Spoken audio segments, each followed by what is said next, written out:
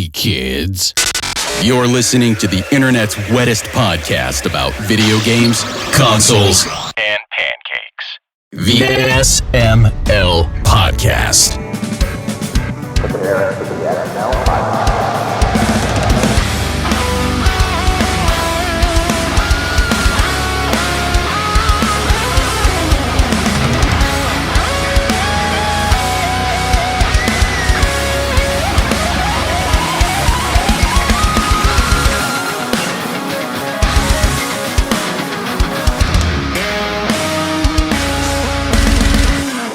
What's up, everybody? This is the SML Podcast. I am your host, Joe. Joining as usual, we've got Bri and Aki. How are you two doing?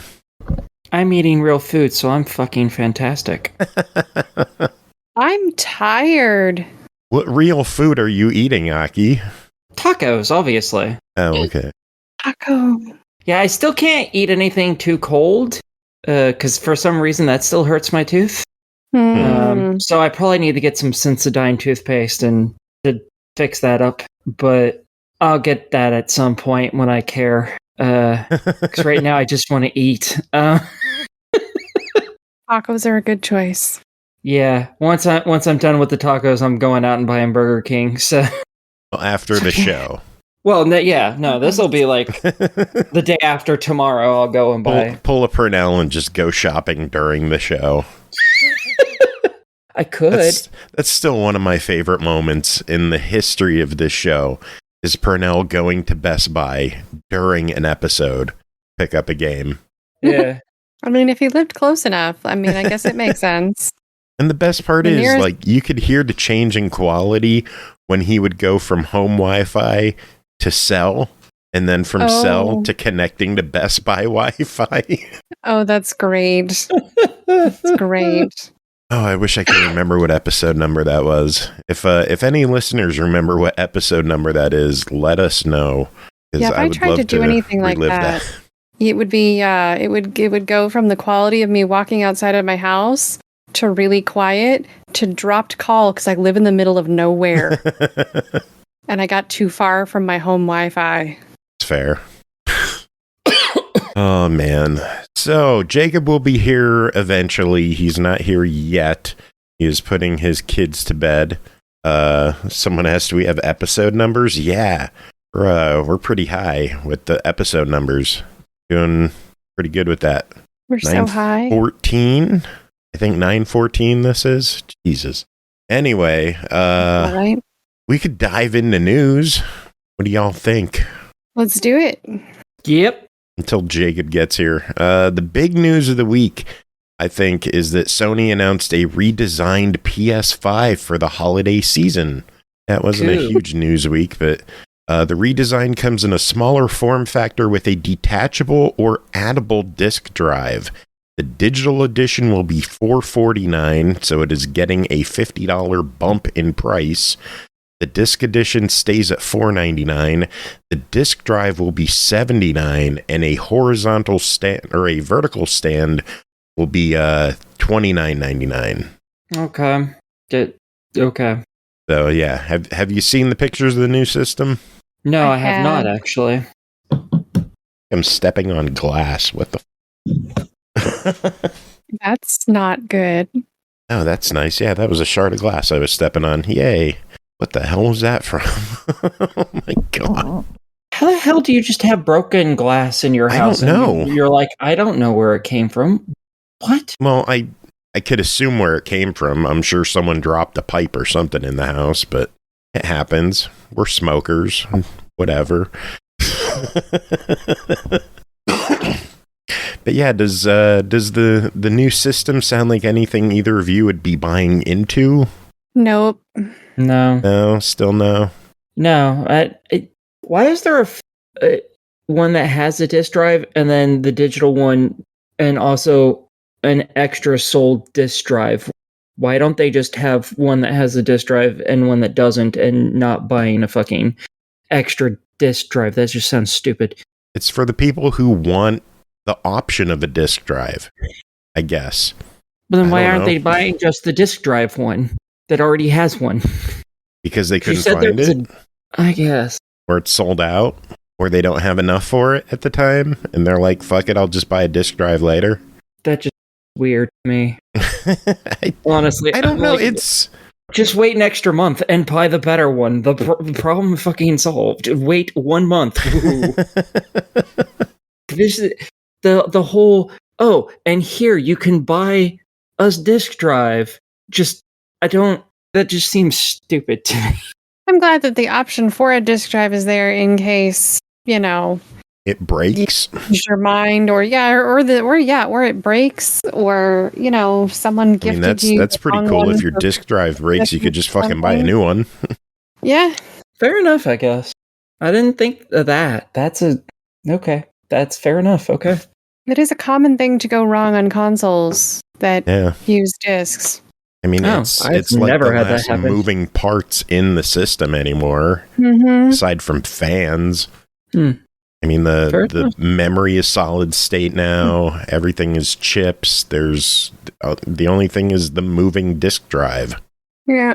So if that goes bad, then again, they're pushing more and more towards going all digital. I mean, look at the rumors of Xbox's mid-gen refreshes next year being all digital. Yeah, that's not going to happen. I mean, Alan Wake is digital only. Microsoft, they haven't been doing anything with like steelbooks or bonus editions. Some games aren't even getting physical releases on Xbox. Like, I don't think Ghostwire Tokyo got an Xbox physical release, did it? I don't think so. Oh. Yeah, so I think the push towards all digital, we're getting to see more digital editions in stores instead of disc editions, and then we'll see a handful of disc drive add-ons that people could buy. I think they're going to push hard for the digital edition to be their big seller. The $50 price increase on the digital edition is kind of shitty. That's weird. Yeah. Yeah, that's dumb. Pay more for less. Exactly. Yeah. On the bright side, it will have a 1 terabyte hard drive instead of their 820, whatever it is right now.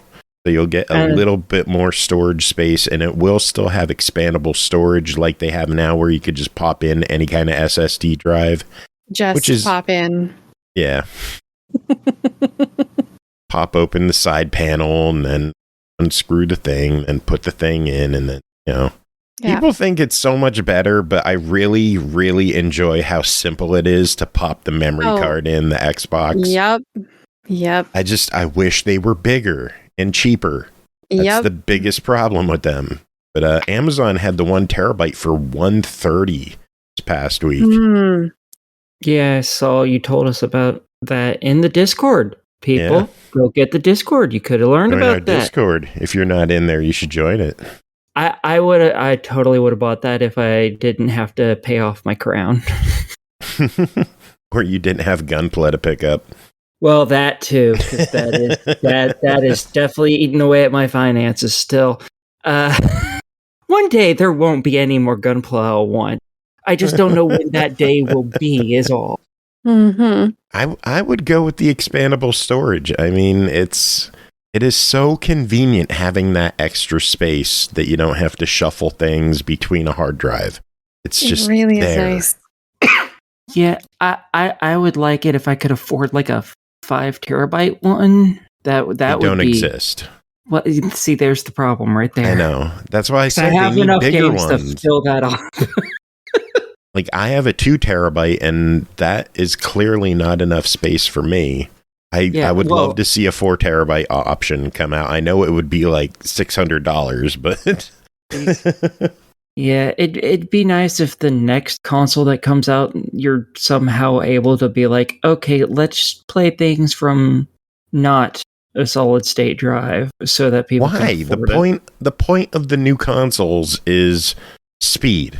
Yeah, I agree with them not using USB drives. They're not fast enough. I'm fine Things won't with load properly. Textures won't load right. It would cause issues. I'm fine with waiting like 3 or 4 minutes for the game to start. I'm okay with that. I don't care. I'd rather have that, and I could go out and buy a 1 terabyte hard drive right now for like $100, and I'm fine with waiting that extra amount of time. It's not an option. So yeah, and that's why I said I wish it was. That's why I hope it is for the next one, where they're like, you can have really speed don't think it will be. or more memory. I doubt it will, but it'd be nice. Then people have a choice. You can have speed, or you can have a lot of fucking room. And what I need is a lot of fucking room. I don't care about speed. I mean, you can still plug in a USB drive and use it as storage. You just gotta move shit back and forth. Yeah, but I'd rather just have it hold all my games and just play them. Any one of them I want at the moment I want it. Well, you can't. Well, I want to be able to. Wish in one hand, shit in the other, see which one fills up first. Shit, so I can fling it at them. Yeah, just like Jacob. Jacob's here. How are you doing? Yeah. Wonderful. Yeah. My house has been sick for like 2 weeks straight, so... Nice.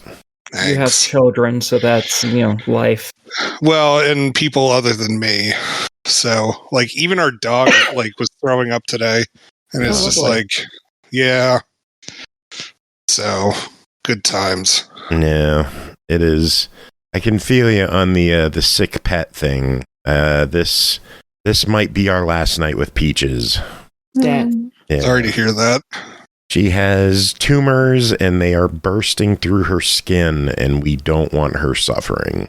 Yeah. So we're taking her to the vet tomorrow. We're going to see what the doctors say, if it's worth giving her more time, or if we should just, I don't know.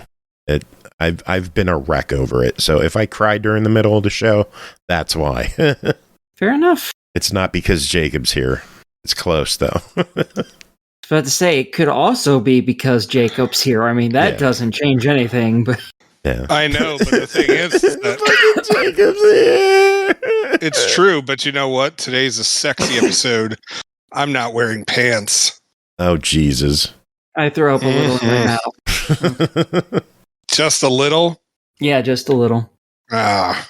I had tacos. I'm not throwing up too much. I'm sorry. They're going to come out the other end. Gotcha. Exactly. Hashtag blame Jacob in chat. Thank you, Doc. Anyway, Jacob, we were talking about the PS5 remodel. Did you see that? I did not, no. You are worthless. I know. But I'm pantsless, too, so... It has a detachable disk drive. Okay. They're going to sell a digital edition and a disc edition, and then a disk drive separately for people who feel like doing that. So the people who bought the digital one and then realized, shit, I need a disc drive? That's the best part. It doesn't work with the current digital editions. Well, no. That's what I'm saying. It's for the remodeled one, so. Yeah.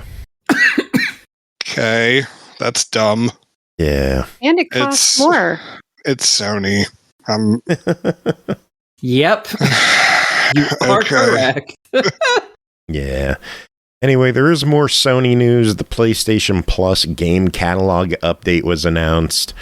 A lot of good games coming this month. The extra tier is getting Gotham Knights, Disco Elysium, Dark Pictures Anthology, House of Ashes, Alien Isolation, Dead Island Definitive Edition, Outlast 2, so a lot of horror games, Elite Dangerous, Far Changing Tides, Gungrave Gore, Eldest Souls, and Roki.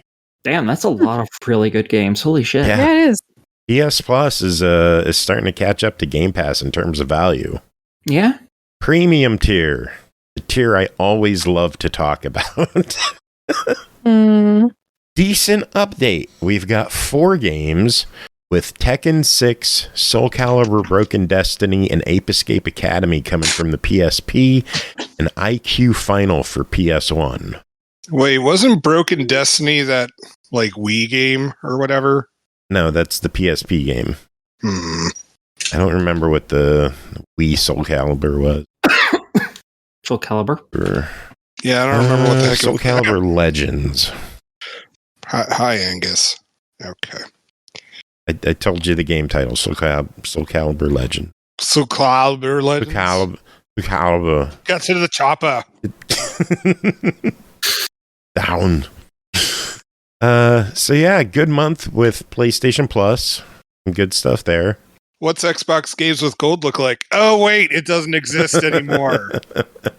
Sick burn. So anyway, more news. John Riccitiello is going to retire as president, CEO, and board member of Unity effective immediately. Weird. Shocking that he would just come in, ruin the company, and bounce. Shocking. Yeah, well, like I EA. mean, to be fair, he did well for the company for some time before he decided well, he probably wasn't the only one who decided to do something stupid, but he definitely went with the something stupid. We also have to remember that it became a publicly traded company, and then a bunch of people got put on the board of directors. Agreed with that. Yeah. And, there are some 3 major shitty ones, and one of them just took over as temporary president. So, we'll see how things go. I still think the damage is done. Oh yeah, I'm pretty sure the company is at this point they are what I like to affectionately call fucked. It's a shame, yeah. But seems like it. They hoisted and tossed themselves upon their own Picard. So Picard? They hosted themselves on their own Picard? Yes. On the Enterprise D? Sure, we'll go with that. Enterprise D's nuts. You realize that you said the phrase wrong, right? That doesn't shock. You say these things as though that shocks me. It doesn't shock me. We're lucky I even knew it was a saying, dude. That is fair. She's got you there, Jake.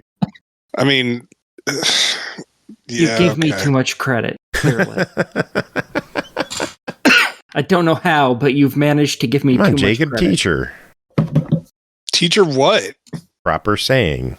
Nah, I'm just going to let her keep making mistakes. And then criticize. Teachers, so fair enough. Did you annoy the shit out of all your teachers too? Yes. Well, then that's why. Well, someone had to fucking irritate them. Might as well be me. Anyway, last bit of news I have. Again, I didn't have a lot of news this week. Alien Hominid Invasion and Alien Hominid HD will both be releasing November 1st on Xbox, Switch, and Steam. Invasion is $19.99. Alien Hominid HD is $11.99. Or you could get a bundle of both at launch for $24.99. So you're saving like $6 on that. Nice. Oh boy. Have you bought it already? Not out yet.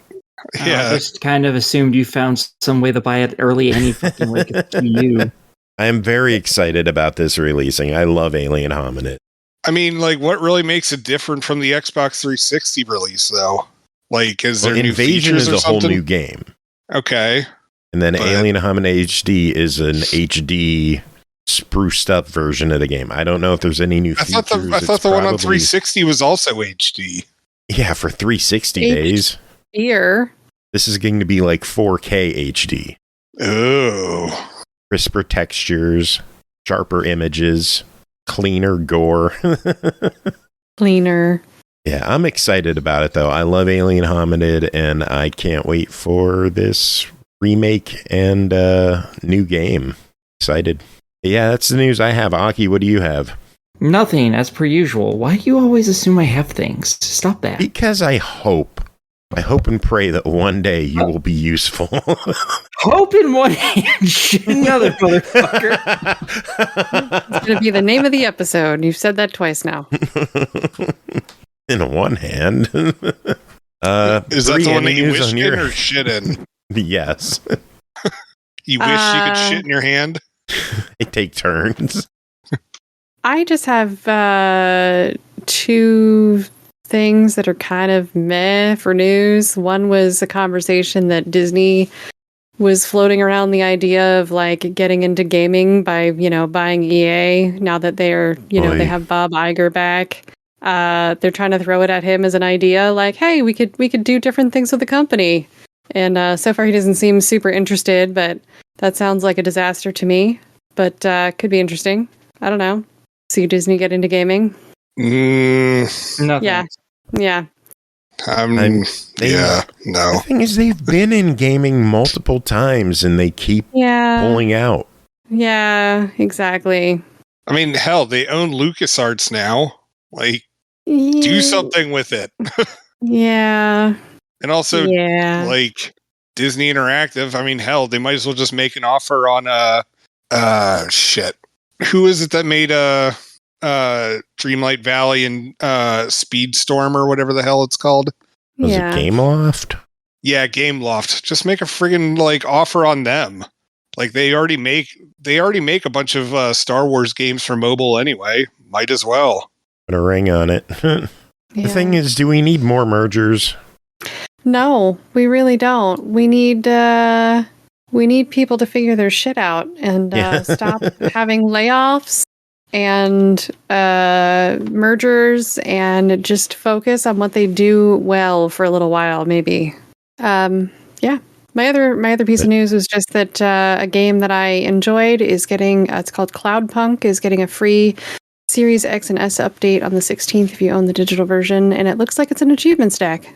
Wait, hold on, Cloudpunk. That's you're like a cyberpunk delivery service. Yes. Okay. Cool. You're like flying around in the taxi kind of thing. It's like flying around in the Fifth Element city, right? Or whatever. Yes. Yeah, I got that a while, like not past Christmas, but the Christmas before that, and then promptly never finished it because I had to review games. Yeah, but it was like, I got it really fun. Yeah, like I got it during that time where like Joe's like, oh well, the show's not doing anything for a couple of weeks. I'm going to be at MagFest, and so like I got to play it during that time, and then I had to go back to reviewing games. So I blame Joe. Okay. Yeah, that was my news. It's all your fault, Joe. Good. Okay, so all right. Jacob, what news do you have? I potentially have a bunch, but I don't know what was already discussed in that like 10 minutes that I was not here. So literally nothing. The first bit of news was the PS5. Oh, okay. Yeah. Well, Activision hired James Corden to host an employee meeting that was mandatory, and a potential return of Guitar Hero was discussed. Fuck that. Don't want it. Yeah, I don't think anybody dead. I don't think anybody wants it. Let it stay dead. Support Rock Band 4 instead. Rock Band 4 still puts out songs every week. They're still supporting the game. Support the game that's still releasing content and not the one that ran the genre into the ground. The only way I would want a new Guitar Hero is if they go back to the 5-button layout and the instruments are compatible with Rock Band 4. That's it. I mean, maybe that is what they're planning. I don't know. Lamplighters League, which got released like a week or two ago, has already been written off by its company as a $22 million loss. Huh. Apparently nobody bought it.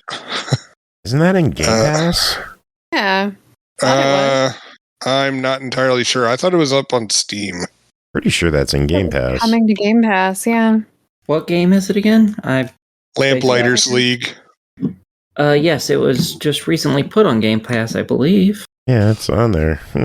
Lord of the Rings Gollum, the publisher, apparently used ChatGPT to write the apology for the game. That rumor, yeah. Yeah. They're just winning on all ends with that fucking game. I just realized they also had a lot more like things come out supposedly from employees on the inside saying that they were like no budget and they were pressured into like long hours and overtime with no pay and like varying other things. Like these are all the different rumors coming out now that they're like not working there anymore. Yeah, and also apparently like the game had like no budget whatsoever, and like they still expected it to be really fucking good. Rooster Teeth has pulled all of its Red vs. Blue and other shows from YouTube. In case you still watch Red vs. Blue. That's a shame.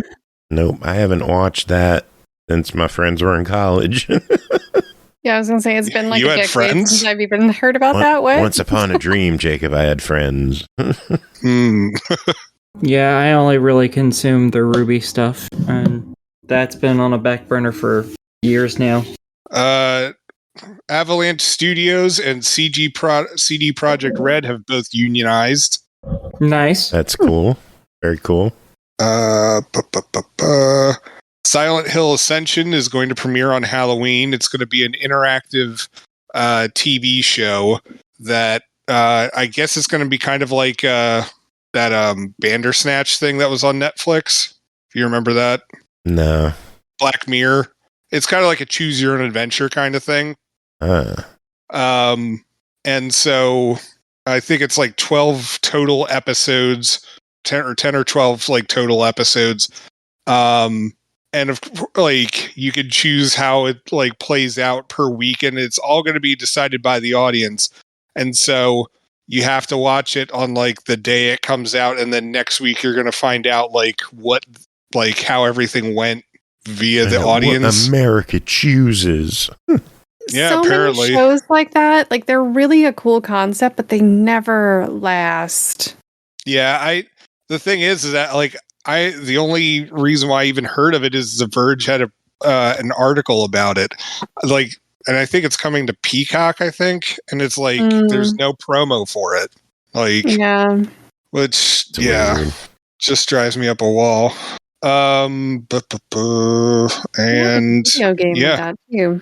And the only other thing I have is it got leaked today that Best Buy is getting out of physical media next year, possibly as early as the end of Q1 2024.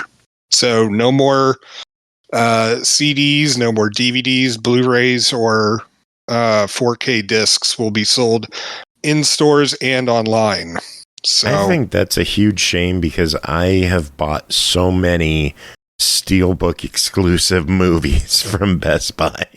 Well, that's the thing, though. I'm pretty sure that they realized that like the Steelbooks were the only things moving, and so there probably isn't enough market to keep it going, especially with their shitty shipping system. I hate getting stuff from them sometimes because they'll just ship it in a fucking envelope, in a bubble envelope, and it'll get dinged and dented. It's terrible. Yeah, I've never bothered to do their shipping stuff. Thankfully, I don't live too far from one, so I just I'm like, just hold it. I'll be there. Fuck it. The nearest one's like an hour away from me. Jesus. Like 40 minutes for us. And I just don't feel like running that far to pick up a movie. It's easier to have it shipped. There's one like 20 minutes from my house, so I really don't have that issue. Yeah, I think I live close to civilization. Yeah, I think mine's probably about 20-ish minutes from my house too. What other news? Anything else? I mean, that's all I posted to the Facebook page, so nothing else off the top of my head. I thought there was like a third dev that unionized this week too, but I don't remember who. I don't know. I've been preoccupied this week with Peaches, so I haven't paid much attention to the news. I'm sure I missed some stuff. But. Yeah.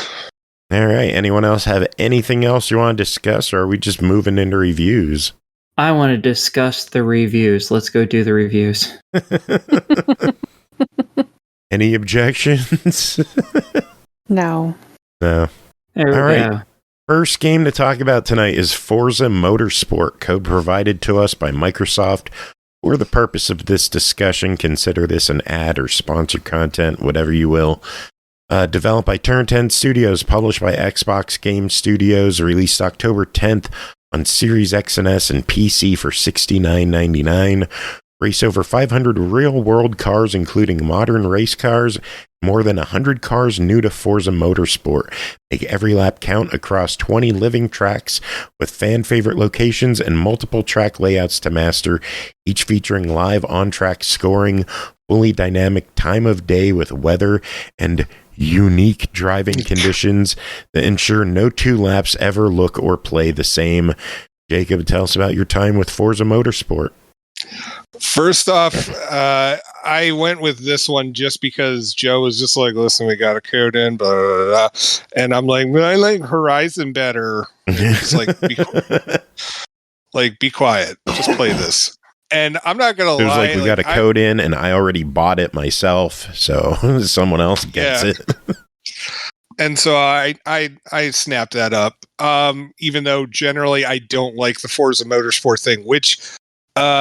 I'm not going to lie. I was really surprised with how this plays out. it is so. If for those who aren't familiar with the series, which I don't know how that's possible at this point, but Forza Horizon is more of like an arcadey open world thing, while Forza Motorsport is the more. I'm sorry, what? Car PG. Car PG, yeah, pretty much. Yeah, kind of, yeah. I mean, Forza Motorsport also has that kind of thing, but it's more like serious business version of it, and it's more focused on actual like racetracks and stuff around the world, and more of the real world physics. And so, yeah, so before, like, I've joked on the show that, you know, like, whenever they say that they're going to delist a Forza Motorsport, I rush to buy it and then, like, play it for 5 minutes and be like, why the heck did I do this? This isn't my cup of tea. But for this one, I tried it out, and holy crap, like, I've been having a lot of fun with this thing. First off, Forza Motorsport takes the time to take you by the hand with its tutorials, and it gives you a ton of options of like, how many people do you want to play against? How rough do you want the AI to like be up against you? How bad do you want the penalties to be? Like, do you plan on finishing this race like ever? Kind of like penalties, because I honestly have that problem all the time with the other Forza ones. They aren't nearly as friendly with that, and so it's just like, oh, that lap didn't count because you went on the grass for too long. This one is just like, come on, man, just get back on the track, please. Like, we're not going to penalize. Come on, sir, come on, get back on the track. Fine. like this was like it handles noobs like me for this kind of stuff a heck of a lot nicer. And dang, is it beautiful to like just play this game in action. I like having the camera system where I'm right on the hood of the car. Drives my wife nuts. But I drive like a crazy like that. You're insane. Yeah, I need love the it. far chase cam. I need to see what I'm doing. Well, I do see where I'm going because I'm sitting on the hood of the car. Like, I don't know how much more you need to be able to see. So anyways, so I've been, I go with that, and it's just like the car models look gorgeous. The tracks handle very nicely. And yeah, as it had mentioned in the description, the weather condition, I love just setting, like, first off, I do a lot of free play with this. I dabbled a little bit on the online, but that's not really my bag. But with the free play stuff, I love it because you can just customize each race as you want. Like, and I just set everything to random and just throw everything to the wind and hope for the best. I've played it in dense fog. I've played it in rain. I played it in nighttime with rain. And like, honestly, my only gripe with the randomization, or even just like the selection menu, is that it's like, oh yeah, here's I don't know, like Miami, whatever. I forget what the heck the racetrack was called. I don't know the names of these racetracks. Like, I don't know what the heck. Like, it's not like, it's Miami. Yeah, there's like a horseshoe turn and like the blah blah blah blah. Like, I don't know. I really wish it would have like a graphic that showed you what the track layout looks like before you could select the track. Because honestly, like, there was a bunch of them where I'm still getting used to this kind of stuff, and I don't need like that. All right, so it's not that I don't need it; it's that I don't like it. I don't like all the the really tight turns and stuff like that where I have to slow down. I just really like the circular tracks where I can wide go open spaces so you could go fast. Go vroom vroom. Yeah, I want to go vroom vroom and never use my brakes. Which coincidentally is usually why I don't like playing the Forza Motorsport games, because they force me to use my brakes. But as with previous titles, there's also a bunch of assists that you can use. And some of them are actually made for visually impaired folks, which I thought was really cool. I unfortunately didn't dabble into like how they work out, but the fact that they're offering it, I think that's really awesome. Like, to make the game more accessible to a wider audience. But yeah, like, I've just been having a blast with this game. You've been playing the free races. I've been going through the career mode. The one thing I'm not having fun with the career mode is that they force 3 laps of practice before you could do like a 6-lap race. And I just let me race. I don't want to do the practice laps. If I have to qualify, let me do a lap and qualify. But why am I doing 3 laps that don't matter when I have to do the race? Just let me do the race. I don't like when games force the whole practice warm-up stuff on you. I'd rather just get to the event and get it over and done with. That said, I love the on-track scoring where it judges how well you perform each section. You get graded on a scale up to 10. My best has been like a 9.7 so far. I usually average in like the 7s and 8s. You earn experience per car, which I think is really cool. I thought that was kind of weird because I'm used to it. It's just like, oh yeah, you drove a bunch. Because I think that's how Horizon does it. Have previous Forza Motorsport titles done this, where it's like you're done by the car, not by overall? I don't remember. It's been a while since I've played Forza 7. It's been a few years. It's been like 4 years since the last Motorsport game. I don't remember if they had individual car XP. I know they had manufacturer XP. It may have been just manufacturer and then driver XP. But in this game, every car has its own level up to level 50.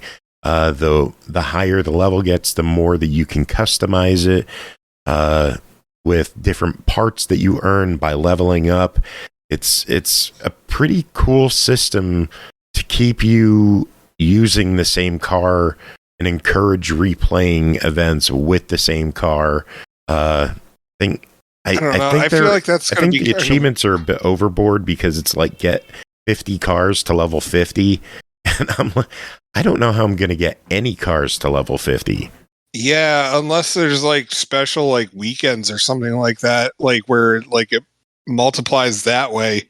I don't know. That seems kind of overboard in my opinion, but I don't know. Maybe there's people who like this is their Madden and this is all that they play. And I can guarantee you there is, because I was looking at my friends, like they have the Drivatar system in the game where your friends they have the Drivatar system where your friends' ghosts basically act as the drivers that you're racing against, where it uses their driving tendencies. And if you're a reckless driver in the game, your friends are going to deal with you being a reckless driver in their game. So, dickhead. Ashley came in and like threw off where I was going with everything. But what the hell was I talking about? The Drivatar thing. Yeah, but in relation to leveling up your cars. I don't remember. My mind is frazzled this week. Yeah. But yeah, like so far I'm really impressed with it. Like this is I think this was a nice soft reboot for the series. Like it's a great introduction for those who haven't played a Forza Motorsport game. For those of us who suck at the previous entries, this is a good chance to like hop back in and, not suck as bad at it. I've won races, by the way. Ooh, I know, fancy. Usually I place 24th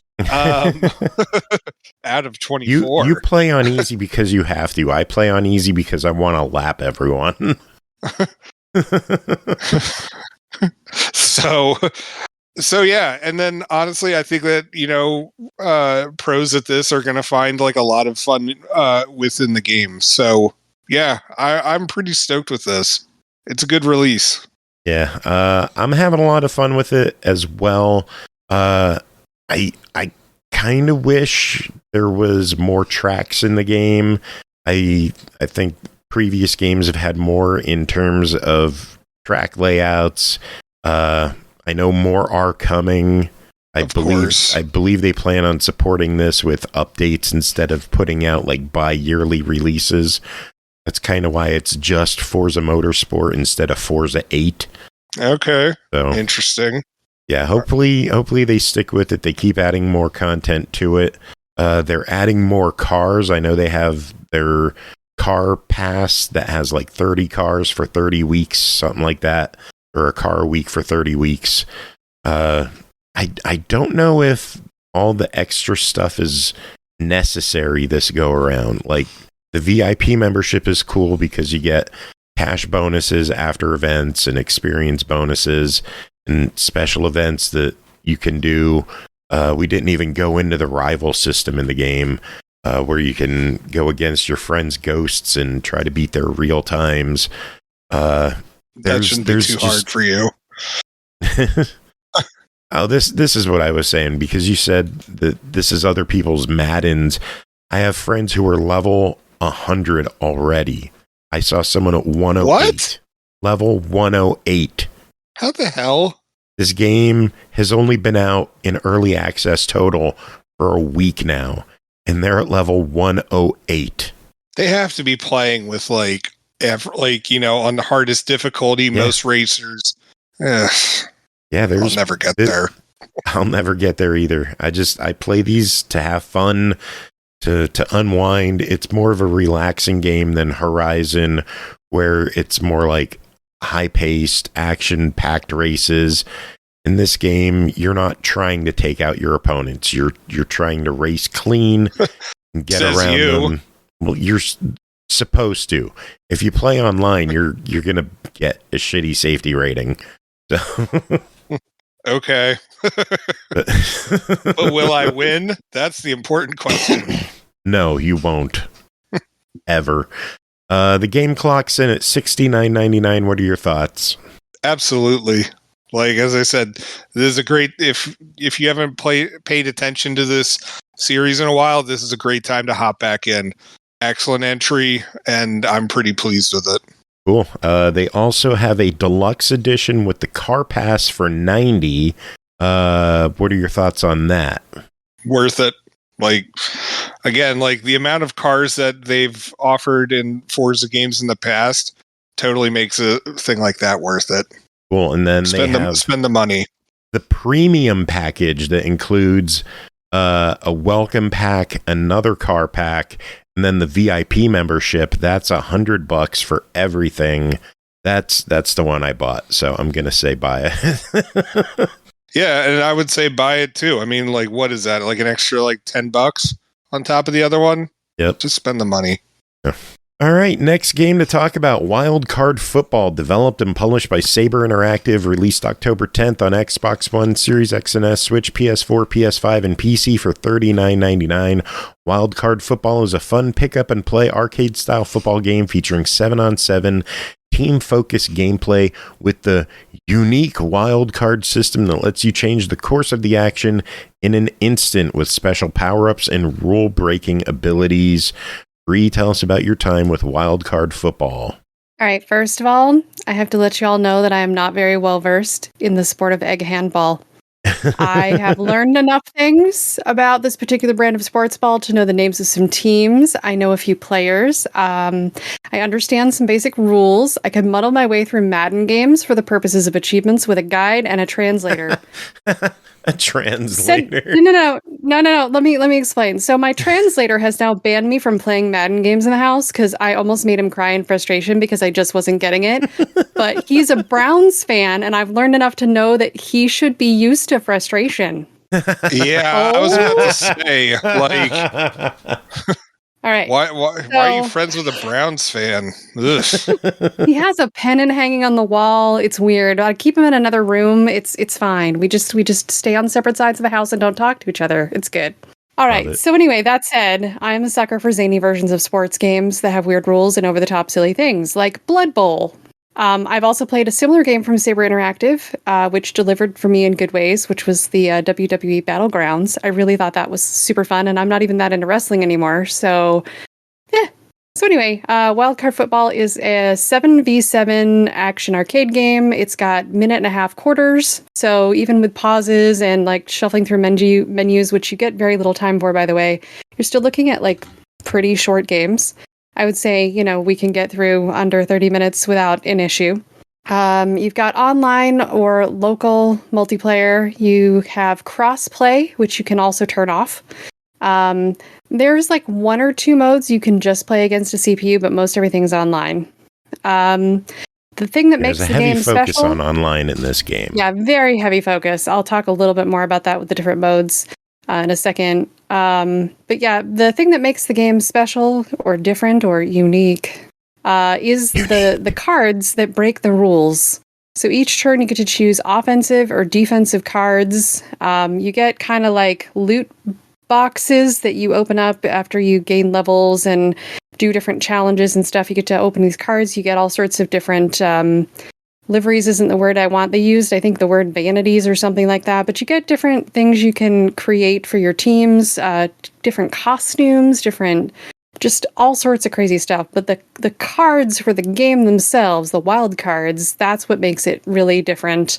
Some of the cards you get are things like just basic stuff like adjusting the speed or strength of players. There's one that it's called Magnet Hands that it basically almost ensures a pass. It's almost like you got glue on your mitts. I think there's like a really cute animation for that too. There's the really zany stuff like tar pits that appear on the field, tractor beams. You can get like sucked up by a UFO and knocked back. So there's just all sorts of weird stuff that you can do that makes it just a little bit different. As far as the modes go, you get to create a dream squad. So, like I was saying, opening all of those card packs, your loot boxes, your vanities, you get new players.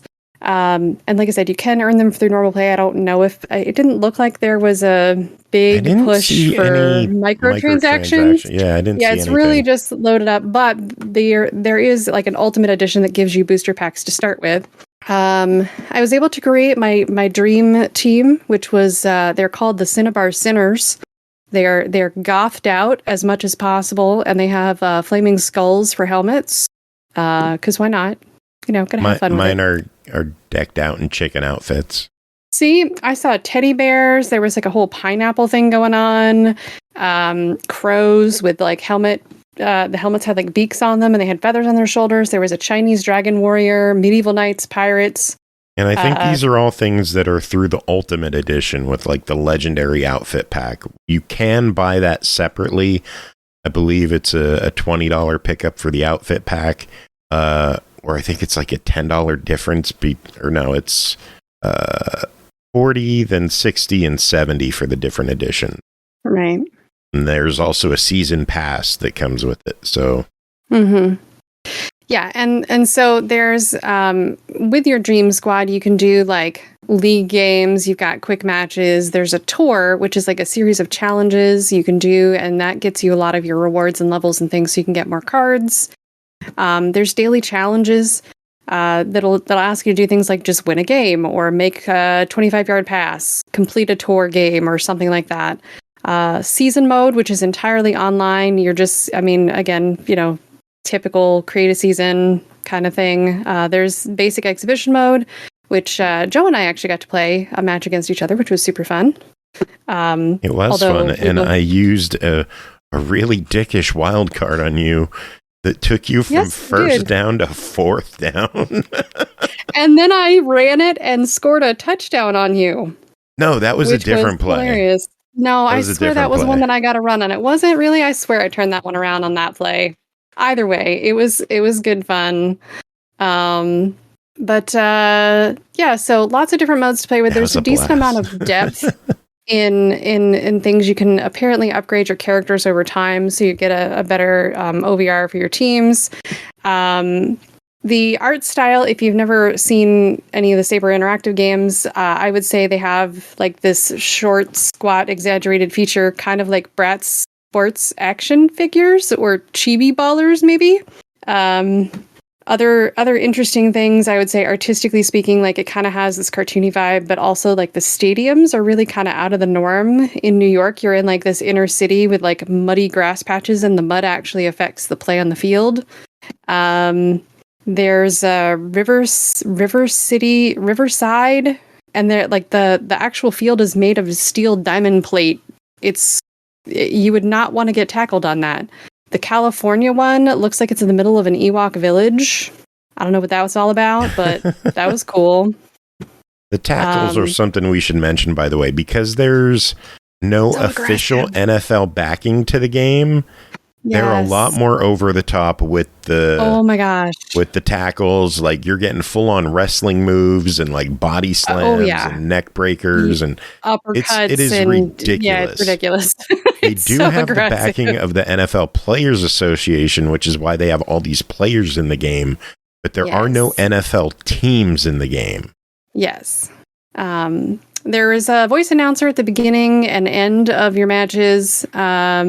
Not too much like corny stuff, but like it gives you that like vibe that you're looking for.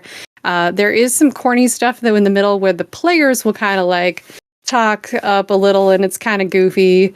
You'll get like a little play recap with some different quips and stuff, like someone got really tackled ferociously or something. I don't know. It was a good balance of like some narration without too much, I thought.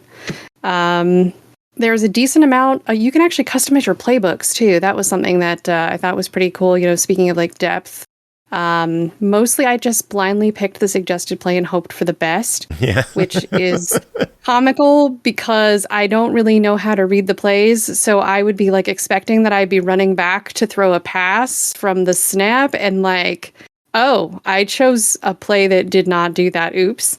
And then sacked.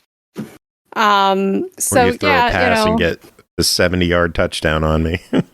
Oh yeah, there is that too. The other thing that was really over the top is just like the showboating. There's like dances and yoga poses, and just it's very fun and upbeat, and it's all very quick paced. Some downsides though, the achievement trophy list is really grindy. One of them is to collect all 1,000 possible cards. There is a trading cards section, which you're not trading with other players. You're just, you can trade stuff in. Like, I guess maybe you get duplicates over time, but you get tickets, and then you can use the tickets to buy the cards you really want. So that was at least neat if you're trying to collect them all. But yeah, very grindy in that regard. The other thing, there were no difficulty options, especially against the CPU. So if you're trying to if you don't know what you're doing and you're trying to figure it out, there is no easy. There is just mean AI, and it was really mean. And that's also the AI supporting you while you're playing. Like, it's very aggressive. The whole thing felt like it moved a little fast. Like, I didn't have a lot of time to choose my strategy or even read through what was going on. And that's a benefit for some people who are just looking for a quick game and they already know what they're doing. They can read the plays and that sort of thing. But, you know, with Madden, I could like take my time or something to learn as I'm going. No. I did not feel like I had that opportunity here. I would say the very first time I actually scored points at all was when I played against Joe. And like, I played several online matches. I played against the CPU. I could not even score a point. It was comical. So that just shows how shitty I am at this game, I guess. I took a screenshot of our final. It was 6-15 in Joe's favor. So, you know, and like I said, I can muddle my way through some Madden, and, you know, with the help of that translator, which, you know, I after the embargo was up, I showed him the game a little, and we had some fun with that too. I learned what it was like. I learned what it looked like to win a game when I watched, you know, when we played together. So yeah, I got to watch him win. I got to watch Joe win. Achievements? I did not get any achievements because I couldn't even win a game. Like, that's the only achievement I got. And I know against you, I got a 70-some yard touchdown. There's an achievement to get a 50-yard pass and a 50-yard run. I got a 50-yard run against the computer, and I got a 70-yard pass against you, and neither of them counted. And I don't know if there's like specific qualifiers that you have to get for the achievements or what they require. I think this game harkens back to NFL Blitz in all the good and the bad ways, with the over-the-top action that's just really fun, really fast-paced, ridiculously over-the-top, but the rubber band AI is going to hurt this game. I would rather see difficulty settings I'm like, let me play easy and let me blow out the computer if I really want to, or let me put it on hard and struggle to score a touchdown. Don't have it so I'm just blindly throwing interceptions just because I'm ahead. Like, I hate that. I would rather the game be fair instead of the computer, screwing with the outcome just to keep the game close. And it's such a weird thing to say that. And I agree with you because of the difficulty level, because ultimately kind of the wild card vibe is that you're supposed to be breaking the rules. Yeah. But if the AI is too aggressive, I mean, my defense, like my ability to throw down defense was pretty ridiculous. And part of that was really the support of that AI. And it seems like it's really just hard to do much of anything unless you already are just really good and on top of that speed and know exactly what you're doing. So maybe not like for someone who's new to football and looking for a quick pickup, but if you're looking for a game that can be like fun with people you already know and kind of y'all know what you're doing, like it could be really fun. But that difficulty level for a newer person to a game like this, is rough. Yeah. Well, got to talk about pricing. The game clocks in at $40. They have a $60 edition with the season pass and a $70 edition with the season pass and the legendary outfit pack. What are your thoughts on this game, the pricing? Give us all your opinions. I mean, I'm not one to spend a lot of money on Uber editions, so that's, like I'm happy to have had the opportunity to see the big edition for what it gives you is really cool, and it was great to start out with that stuff. But I mean, with some of the issues that I had with the game, I'm kind of like, price is fine enough. There's a lot of content. There's a lot of stuff going on. You can definitely play this for a long time to come if you're having a good experience with it to begin with. But for me, I struggled a lot with some of it. So I'm kind of in that like try it, leaning toward buy it kind of category as far as the rating goes. But I mean, the regular priced edition, sure. Cool. Yeah, I can agree with you on that. If you're jiving with everything or you're really into arcade style football games, I think the more expensive editions might be worth the purchase, especially with all the goodies that you get in there. The legendary outfit pack is really fun. Yeah, they were fun. I hope they could find a way to rebalance the AI in this game or make it so that you can have a selectable difficulty level. Just something to make me want to go back to the game. But yeah. All right, next up is Bang On Balls Chronicles, developed by Exit Plan Games, published by Untold Tales, released October 5th on Xbox One, Switch, and PS4 for $24.99. Glorious, bouncy 3D platforming and combat inspired by some of the best in the genre, from Italian plumbers, blue hedgehogs, or wild bandicoots. Become Bob, a reckless, bouncy hero, embarking on a quest of epic adventures and chaos. Jacob and Bri, both you played this. Jacob, how about you start off? What is Bang On Balls? So, Bang On Balls is once you can stop giggling over the title. Apparently Bri can't stop. No, I'm over here giggling because I like this game and I was just doing a happy dance. You guys can't even see it. So it's a pretty weird game. The introduction has you going into this film lot where you are like it gives you the basics of like, this is how you jump, this is how you dash, this is like, how you hit things, this is how you shield.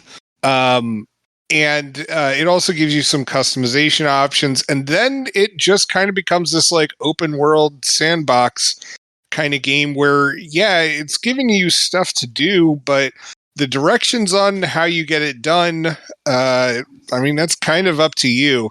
Figure it out. Yeah, it's a lot of figure it out, and we're not going to explain shit like at all. And we're also like, you can permanently destroy things, which then they don't ever reappear. And then I'm just like, oh, damn, should I have left that go? Like, and so what it is that you're supposed to hop into different movie sets or movies on this film lot. And just go from there. And so the first one that it sets you up with is this kind of like, shoot, it's not the like Viking pirates. village. Yeah, thank you. I was gonna say pirates, but I was like, that's not right. And like, yeah, it's pirates, but also some of them are dressed like Roman soldiers or like knight kind of looking guys. Yeah, it's like the English versus the Vikings, and then there's some Roman stuff going on. Yeah. If you're going for historical accuracy, this is not the game for you. Oh, no, but they even boast that they kind of sort of teach you about history. Sort of, kind of, maybe, a little. Okay, not. Yeah. It's cute. And it's just like a really bizarre game. And the more you go digging into it, you'll start finding like all this weird stuff. Like you could find like this temple that has all these different puzzles that you have to like figure out and all you're really doing is just unlocking more crap to customize your guy with. And it's really bizarre. It's really fun. I just wish that there was directions, like even just like, all right, here's the like, you know, like let's say like in the beginning thing, you have to destroy a bunch of boats and like it's 3 boats in like 3 different locations. It would have been really helpful if the game was just like, okay, here's the location for that. Here's the location for that. Here's the location for that. Help you a little with that. Like you can use the select button to kind of ping the general direction, and it'll give you a momentary like thing in the sky that shows you kind of where you're supposed to go. But it is hard to figure out your way there. I never found it helpful. Yeah, I never found it helpful. But there's so much to explore, and I think that's kind of the idea of it. See, I actually found, even though it was a little bit of a struggle, like initially trying to figure out how and what I was supposed to do, I actually started to really like the mystery of that. Like that was very much a big joy of discovery and exploration for me. Oh yeah, like when I found the temple inside, or like when I finally like realized like how to bring up like all these ghosts out of the graveyard, like that stuff was it's a lot of all your amusement comes out of, you know, discovering new stuff and like figuring out how to break things and like make things work. To be fair, some of my amusement came out of just the achievement list. Oh yeah, well you fart with everything. Every single achievement is about farting. Yeah, but some of them didn't pop for me. Like it's like you have to fart while you're on a boat, and I was doing that, and it still hasn't popped for me, which I was a little disappointed. Specific one. I managed to fart in a cannon, which requires some good timing, by the way. I definitely went and farted while on fire. That was like the first real one I got after learning how to fart in the first place. Lord. I didn't figure out how to fart on the moon. Maybe I haven't found the right spaceship yet. There's just so many places to fart. Oh yeah, inside a clam's mouth. Oh, inside the Viking boss's mouth. Wow. Yeah, it's pretty great, and I really enjoy. I just enjoy the weirdness of this game. Like, yeah, it's hard to explain the game, like, but it's so much fun. I streamed a little bit of it. Last night, and there was the second boss fight is so cinematic and over the top crazy, and it kind of teaches you as you go along, like the gist of what you'd need to do to get there with all these mini bosses. But by the time you get to the final like boss, like the setup for it, it is wild. I don't want to like spoil it for anybody, but I was just like, ooh, like just really gasping like how cool the whole thing was. And I mean, yeah, I got to the third section. The third section is like super wide open and tons of stuff to do. So I don't know. I got to take down pirate ships. It's hard to explain. You've just got these kind of like all these little bobs, and they kind of sound like minions, like the noises that they make, which is super cute. But yeah, it's just fun though. It's really fun. Well, it clocks in at $25. Are the ball farts worth farting? Absolutely. Yes, absolutely. Yes. I didn't realize it was.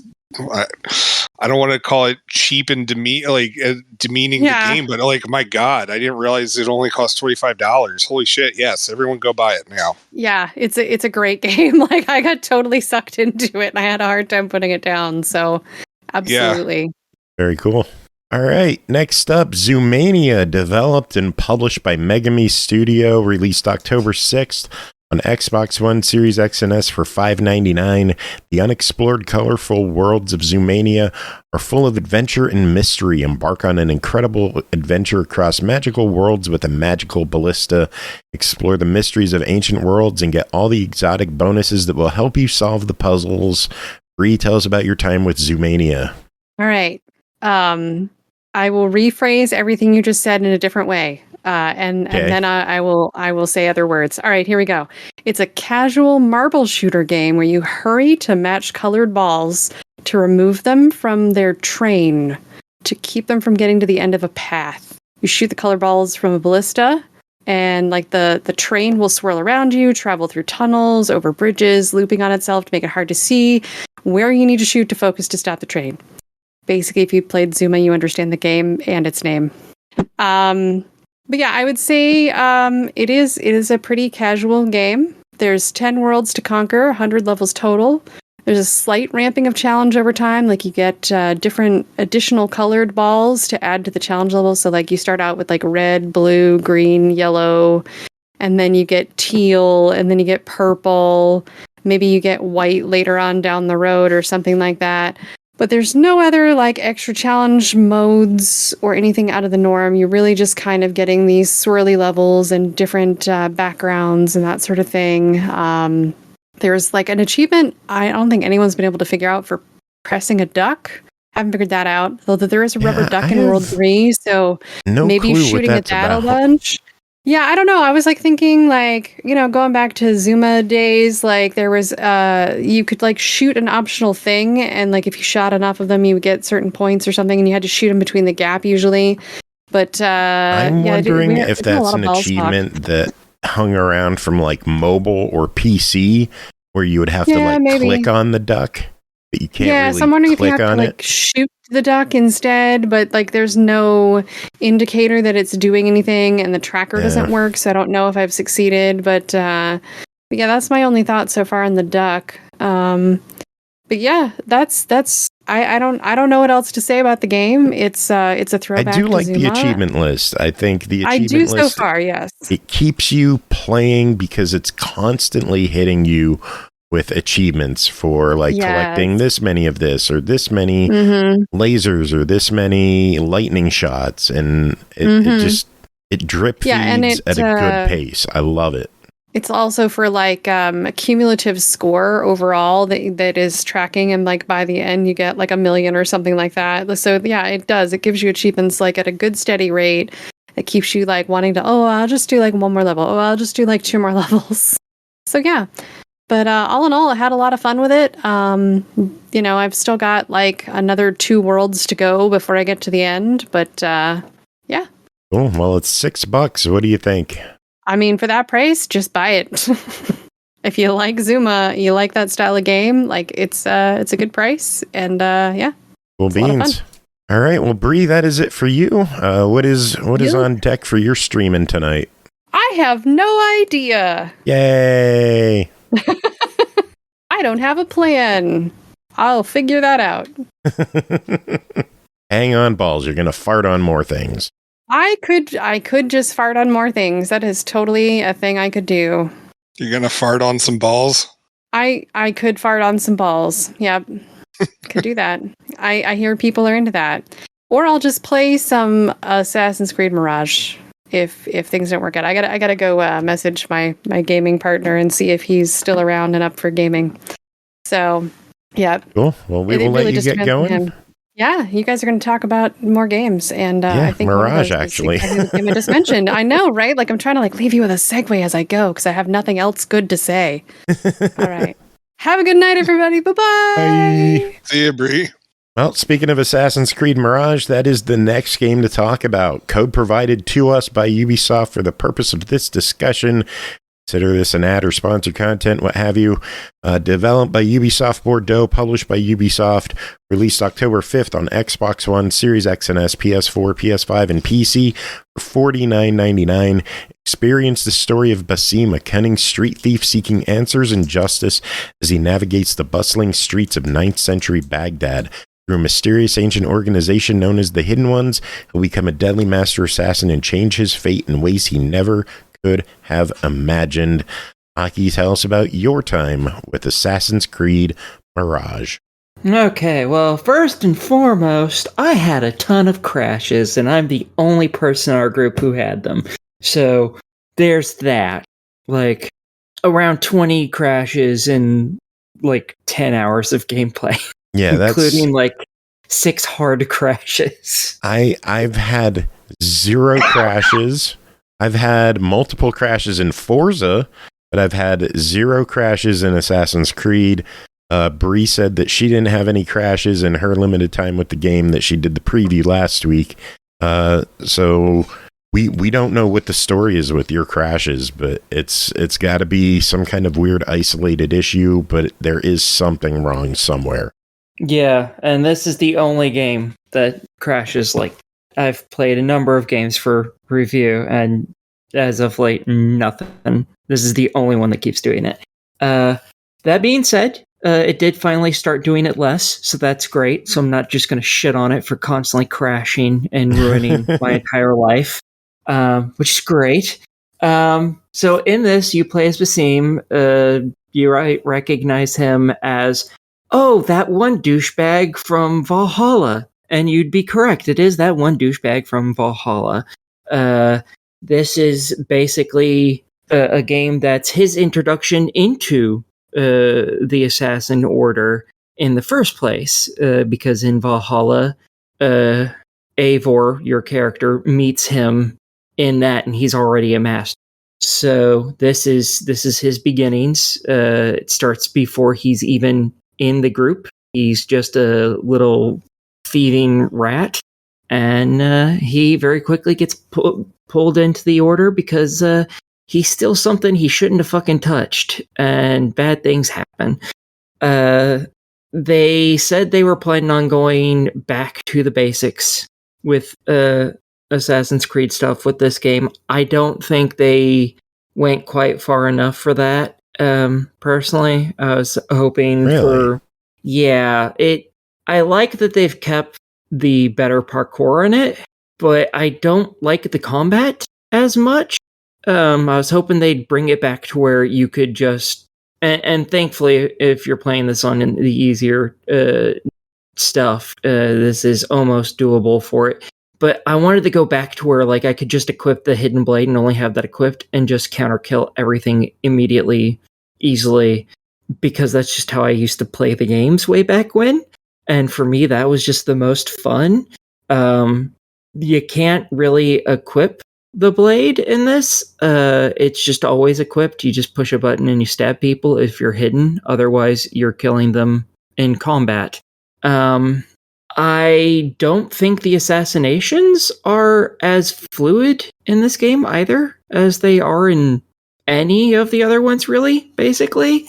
Because you kind of just...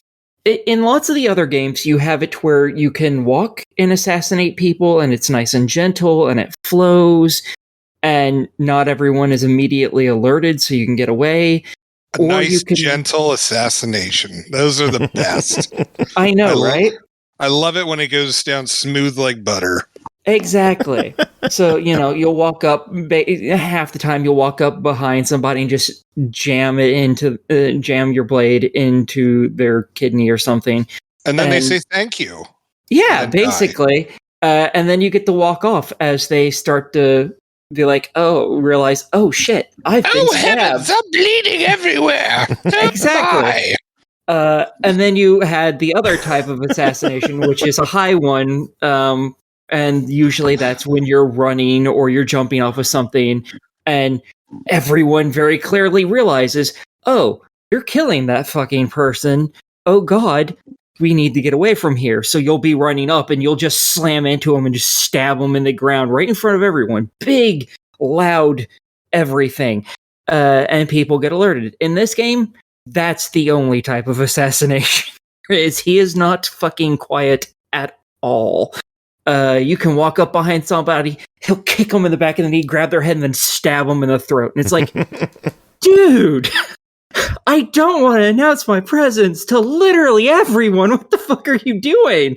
But that's all there is. That's the kind of stuff he does, and I don't personally like that. I'm like, I want to be like hiding in a crowd, and a guard comes by, and I just walk out and stab him, and then walk off. And they do have crowd assassinations, like where if you're blending in with the crowd, you can do an assassination. I know you can do assassinations from benches. Those are the only quiet ones there are. Really. I love being in hiding spots, whistling, calling someone over, like pulling them in. Those are nice. Hey, baby, do those legs go all the way up? I have some hay carts in that game with multiple bodies stashed in. Oh yeah. Hey, great. That kind of hay stacks? No. Okay. Sadly, the ones when you're blended, just standing in the crowd, aren't as quiet as I would like. No, I do miss like the old school sneak up, stab them, and just walk away and blend in with the crowd, and no one notices. And it's just like, oh, he died. How did he die? Exactly. I was hoping that would be brought back because that's fantastic. Also, the combat in this is kind of like counter kills. You can kind of do it. Because in this, it's all about deflecting enemies' attacks. So an enemy attacks you, they can do one of two different type attacks. A yellow attack that you can basically either dodge away from or you can deflect. And a red one, which you can only dodge away from or you're going to get hit. If you deflect an enemy's attack, it tends to stun them. And for the lower, easier, shittier mooks, you can instantly just push a button and it kills them, which is nice. But that's only like the most basic of guards. Often you have to do that 2 or 3 or more times to kill a bitch. So it kind of has that counter kill thing going. I would like it if you could just do that to all of them. Just because to me, that's just more fun. Also, like all the other games, you have enemies that you sneak up on to assassinate, and you can't kill them because they're too strong, which I also hate.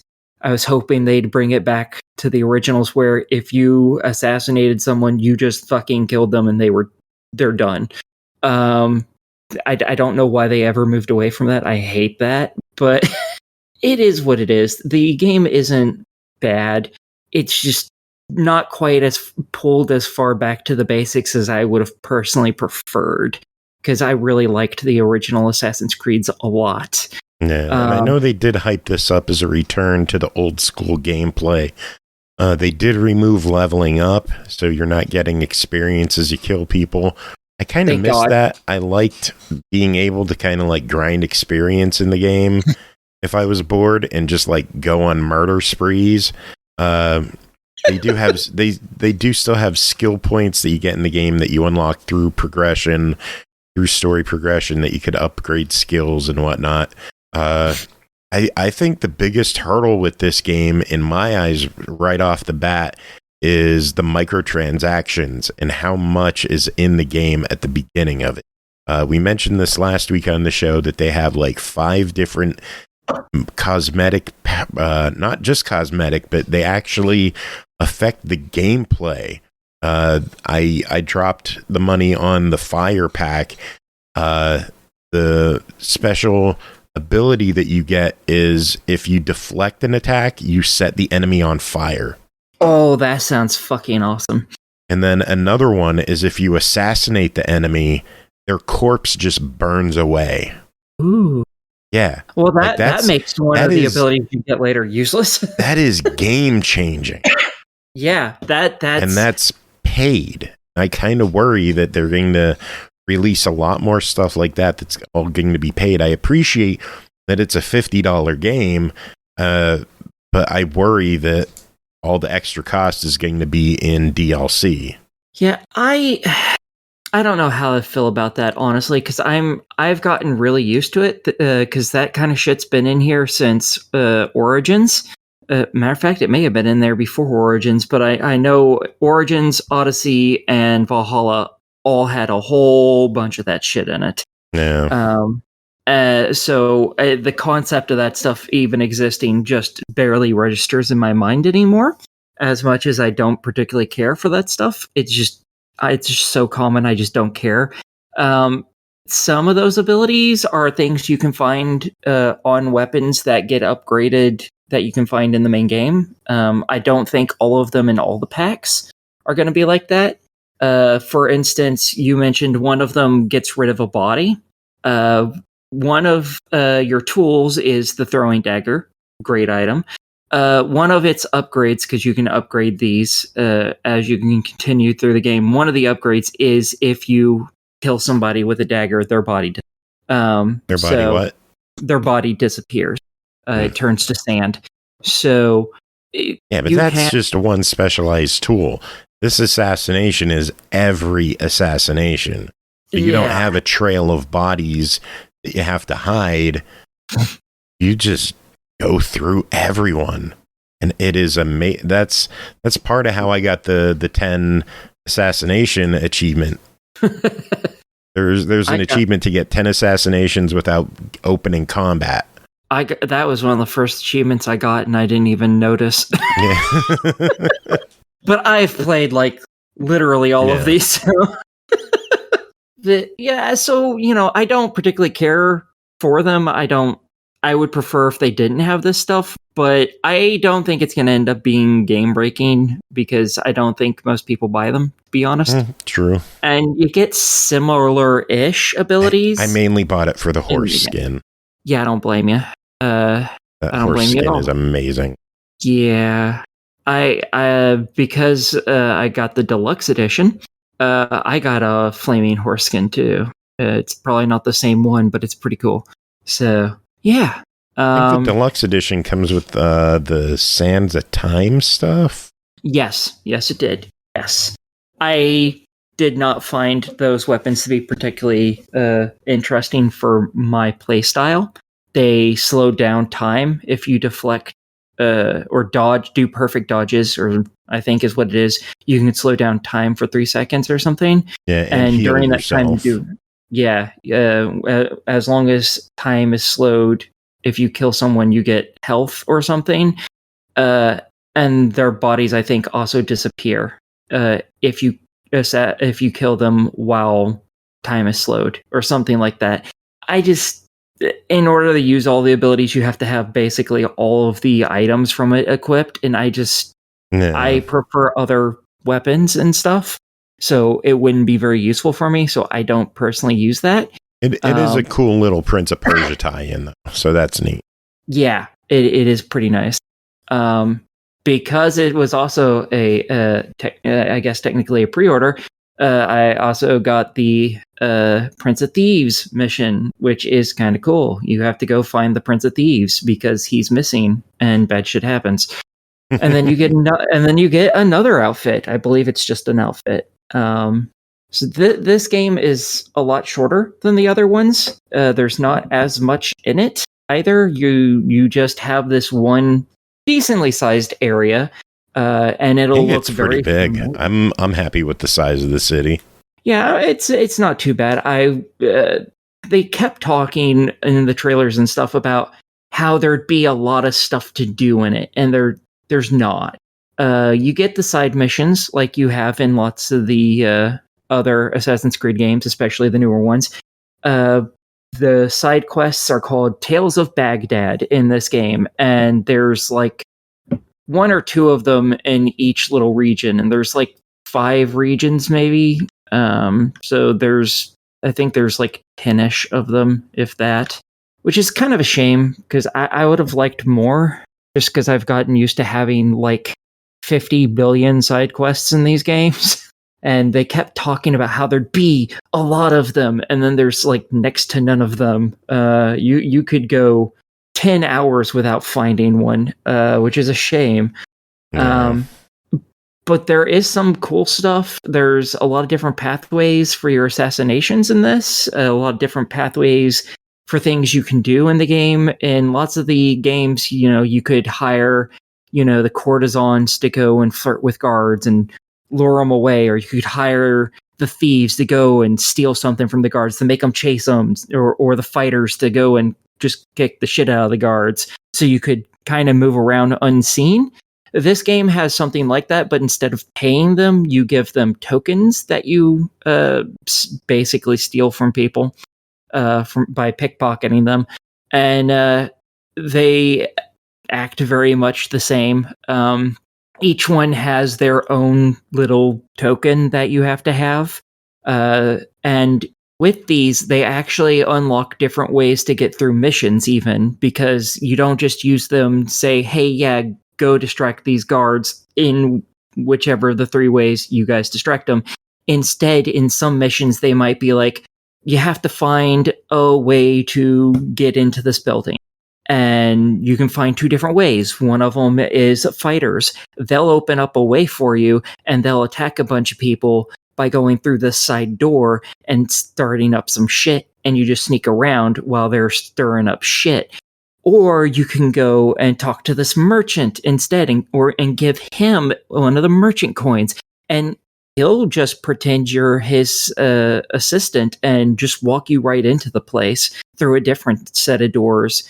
And once you get where you're going, you'll be like, okay, cool, thanks for the help. And you can just leave the person and bypass a bunch of stuff that way too. And they lead you to completely different areas in the same general facility. Usually all of these basically still end with you doing the same thing, but it gets you 2 different entrances into the area basically. Or you can say fuck it and just walk up there and start killing everybody and just walk in through the front doors like a psychopath. My chosen way of doing it generally. So that's an interesting thing that they've pulled up.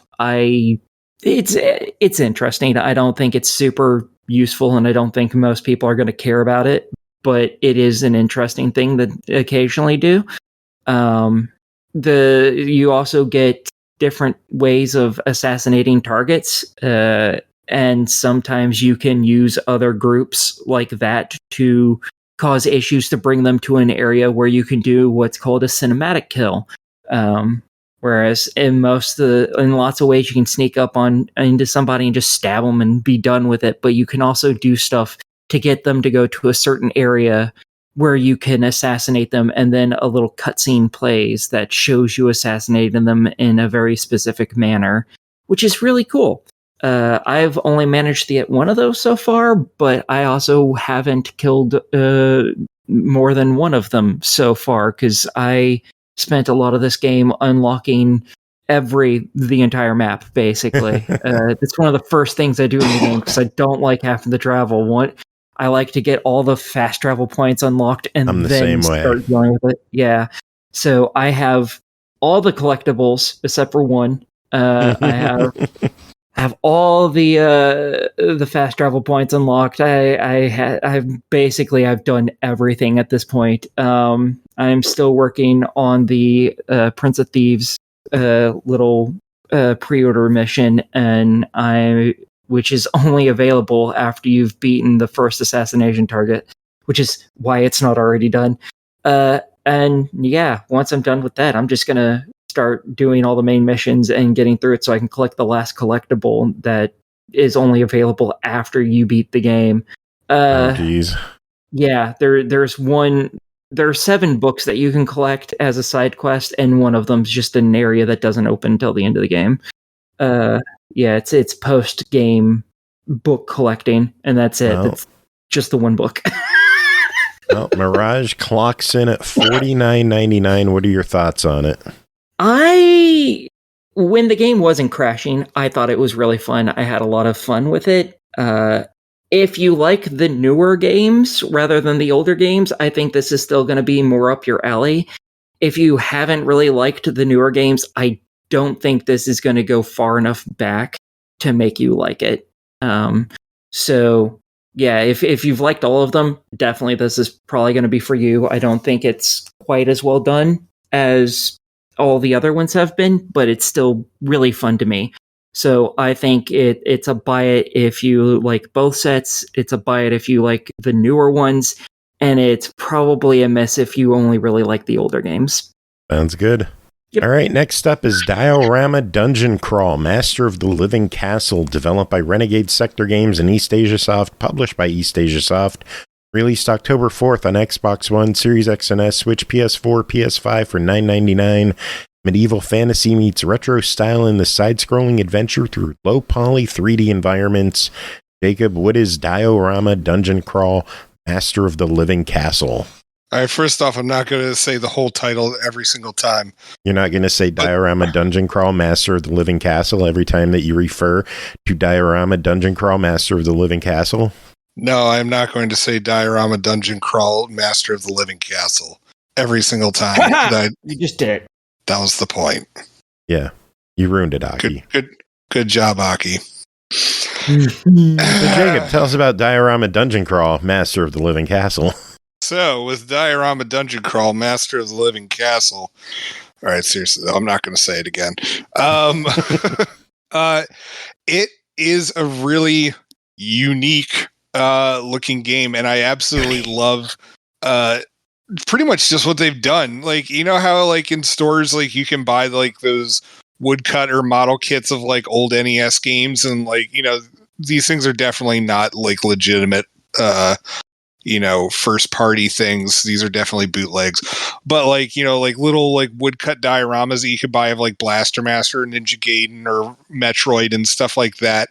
And like they take the pixel art and make like the 2D like NES screen that we were so used to seeing and make it into like a 3D image. This is exactly like that, except you get to run around and play in it, which also brings up all the issues of what it would be like to run around and play in that kind of thing. So a lot of it, so first off, this can be a disorienting game for some. My wife cannot handle looking at this game without wanting to throw up. It's just, I mean, she can't do 3D like 3D movies and stuff like that, and with this one she was just like, yes, I'm about to get ill. I love it. It just like, it takes the old, you know, 2D side scrollers, makes it 3D, and so you're operating still in a 3D environment, but some of it still plays out like a 2D environment, and you have to move around and figure out where the heck you're going to go next. And a lot of like, it's weird describing it because it, again, like it still plays like a old retro game, and so like things that you'd normally be like, oh, okay, I could do this in a 3D game. No, because we're still playing by those old retro 2D rules.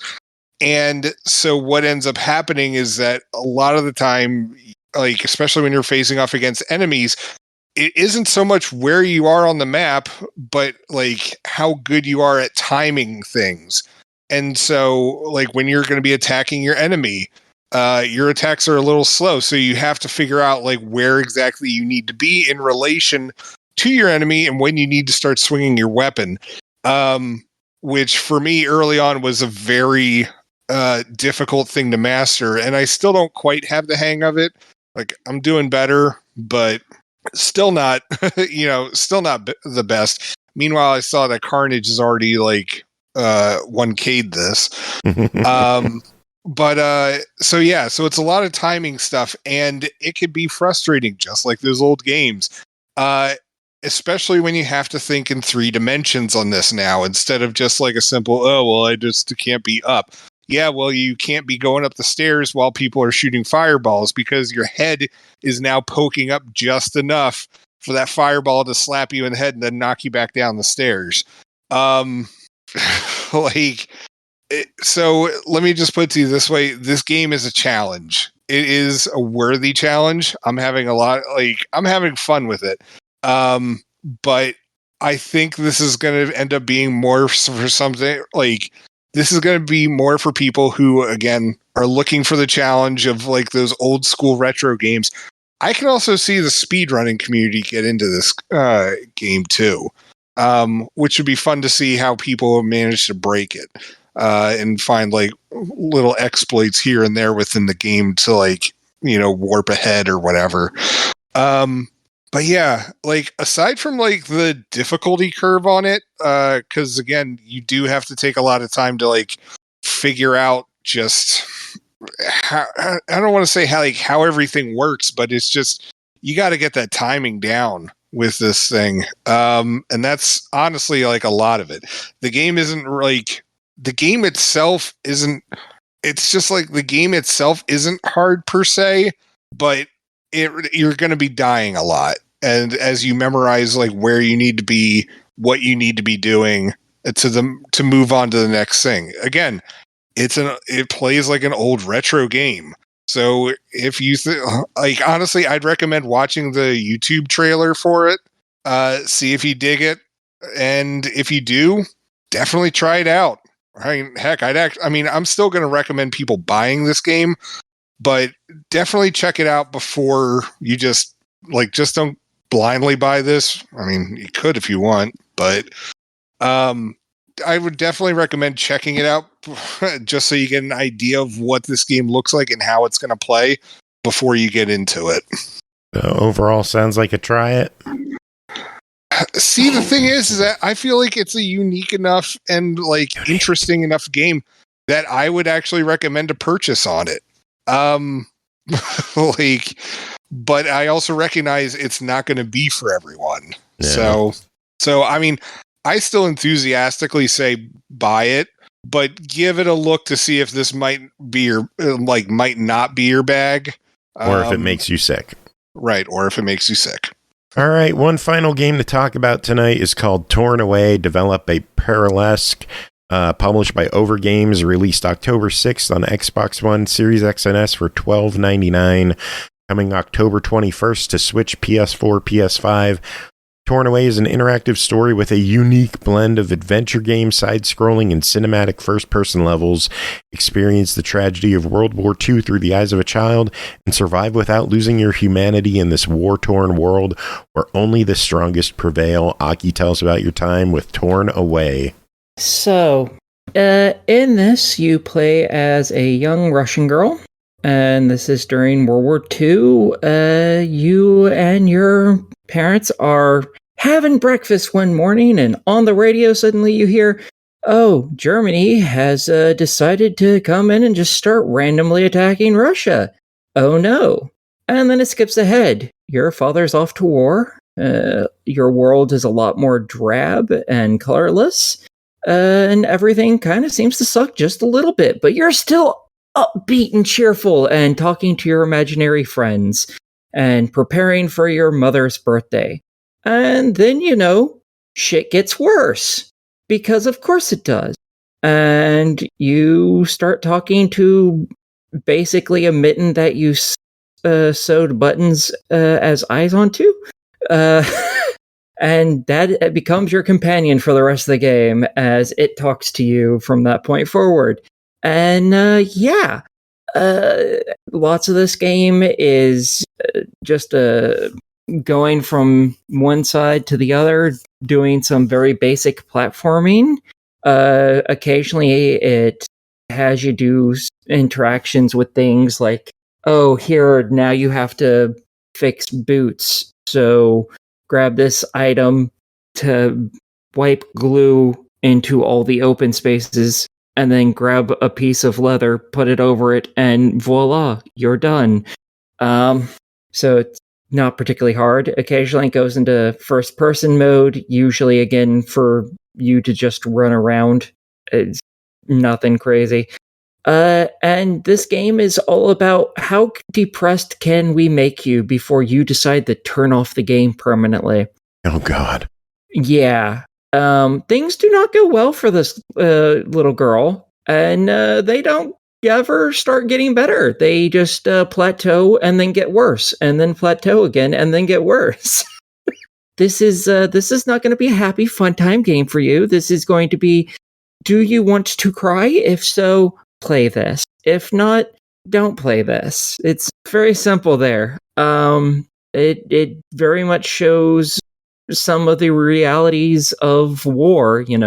Some people are able to survive in it and life gets better, and other people survive in it and they've lost everything and life just kind of fucking sucks. And yeah, this throws that very much in your face, that, people can be cheerful and they can want a lot of things and be trying their best to get what they want and go where they need to go. And life isn't always friendly. Sometimes life just sucks and, shit happens. So yeah, be prepared. The game can be beaten in about 5-ish hours, maybe less. I thought it was, I don't really want to use the term fun for this game, honestly, but it was, a lack of a better term, it was a fun game. I rather enjoyed the young girl interacting with her mitten. She only has one. She doesn't have the second one. Don't know why, but it talks with her, and it's a soldier, more or less, and it acts like the way they interact with each other is just kind of amusing sometimes. So if you're ever like, I don't really like things being quiet, you don't have to worry in this game. That Mitten talks a lot. He almost never shuts the fuck up. Kind of like Jacob usually. Yeah. Low hanging which fruit, is funny, which is funny because I always turn off my mic for your reviews out of respect. Because I'm not a dick like some people. Yeah, Joe. My bad. So yeah, I can't really give you too much in the details because the game's so short. But it covers more or less like 6 or 7 days in this girl's life, and it's not like, oh, it's just this week of this girl's life. No, it's like day 1 is when her family is sitting at the table, and then it's like, oh, now it's day like 600 and something. So 2 years in of living in this shit. And then it's like, oh, here's 800 and something days in. Basically, this is 6 or 7 days within like the span of 3-ish years of this girl just living in hell, basically. And just trying to get by, to live, to get back to family. And it's not happy. From beginning to end, it just doesn't really get happy. So yeah, there you go. Nice. Well, walks in at $13. What are your thoughts? If you want a depressing game that's going to make you cry, I totally suggest this. If you like a somewhat realistic depictions of war, I can totally suggest this. If you don't like either of those things, then, well, I don't suggest it. Personally, I thought it's really well made, very nice quality. It's very hard to recommend this to anyone else though, because it's just Depression the Game could have been the name of this, and I would have said, yeah, that makes sense. So yeah, good game, totally recommend it. Hard to recommend it though to anyone except for those 2 groups of people. Cool. Well, if that sounds like it's for you, give it a go. Yeah. If you need to cry one day, just go play it, yo. It'll help. Now I have a feeling I'm going to be doing a lot of crying tomorrow. Yeah, that's possible. Yay. Anyway, that is it for this episode. We made it through another one. Thanks to you two for being here, hanging out, doing your thing. Thanks to Bri for coming on, doing her thing as well. Does anyone have any final words to end the show? Banana! All right, I guess if Jacob doesn't have anything else, that's the final word.